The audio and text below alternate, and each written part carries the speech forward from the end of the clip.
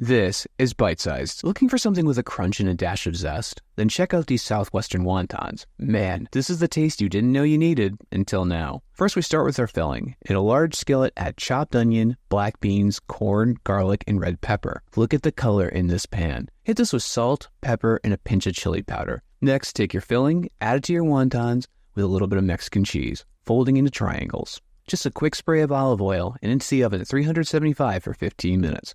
Oh yeah, that's what I'm talking about. These were made for sharing. Or, we could always make another batch.